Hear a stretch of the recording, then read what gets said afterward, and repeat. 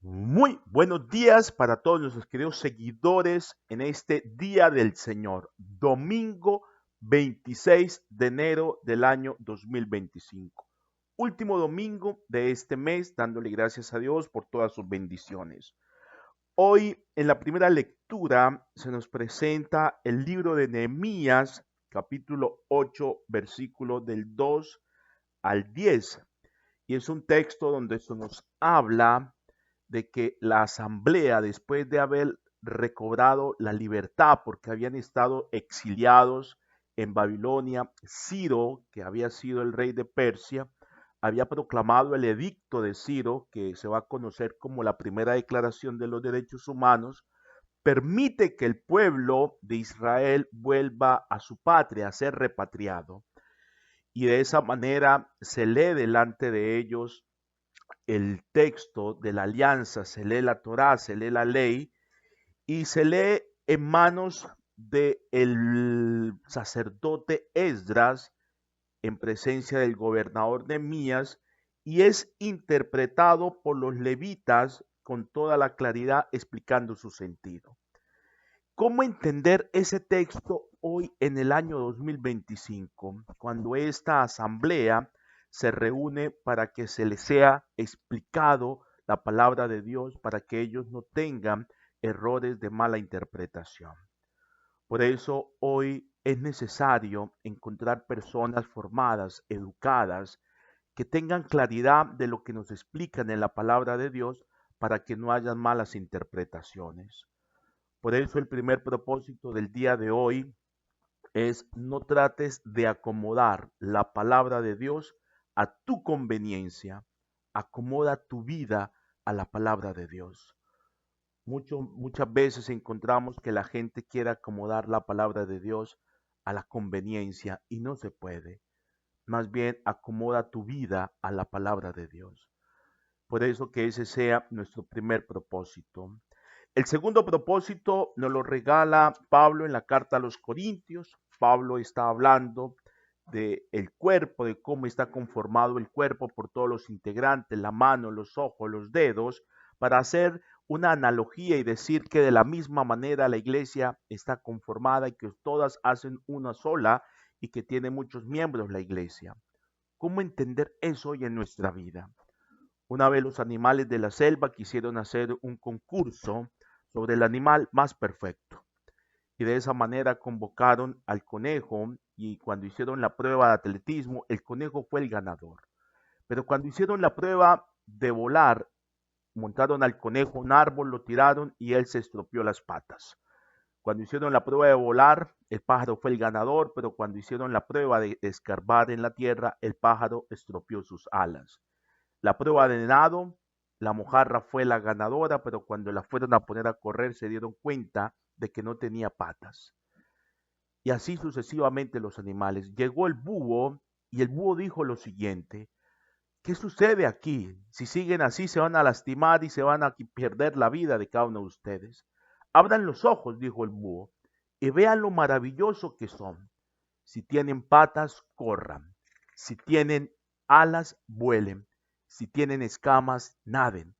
Ámense y potencien cada uno de sus virtudes.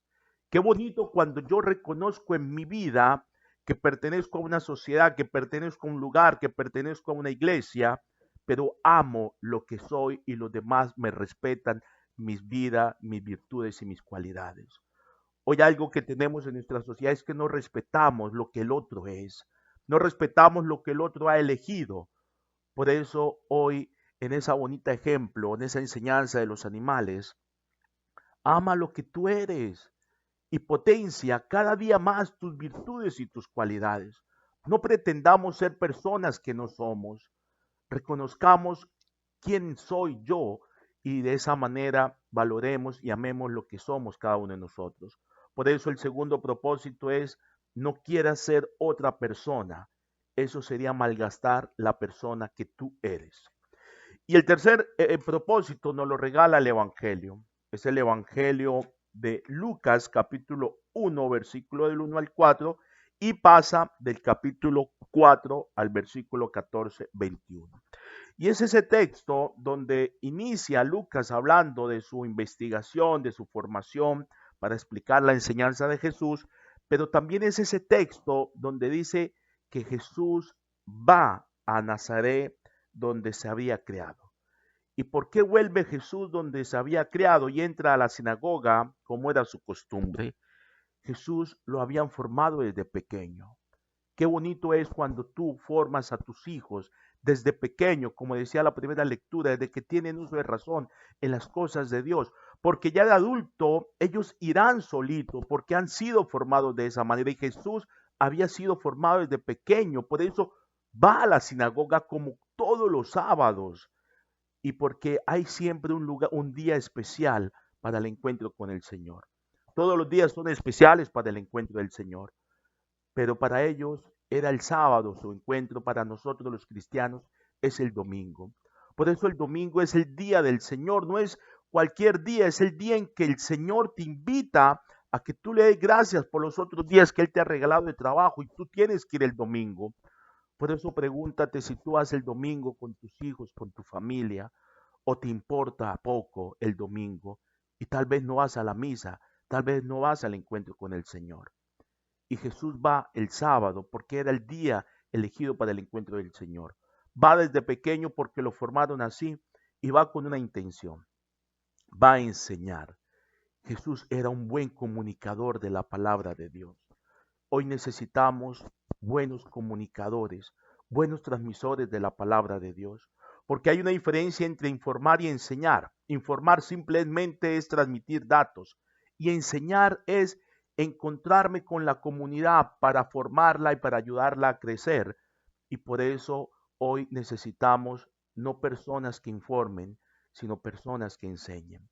Y Jesús va a la sinagoga y le pasan un rollo, porque era la costumbre, y lee el capítulo 62, versículo 1 y 2 del profeta Isaías. Y yo necesito que tú lo leas en la casa, porque Jesús obvia, Jesús corta un trozo de este texto, porque a él no le interesa predicar eso. Y él anuncia el año de la gracia del Señor. El año de la gracia del Señor lo encontramos en el capítulo 25, el libro del Levítico, y se conocía como el año del jubileo, del Yobel, y cada 50 años se daba. ¿Y en qué consistía este año jubilar o año del jubileo, como se conocía? Tenía una intención, y era que proponía un ideal de justicia y de igualdad social, lo cual nunca se realizó. Y Jesús le va a volver a dar vida a esa ley. Por eso Jesús es el intérprete fiel de la palabra de Dios. Por eso Jesús es el cumplidor de la palabra de Dios. Y por eso el texto termina diciendo, hoy se ha cumplido esta escritura que ustedes acaban de oír.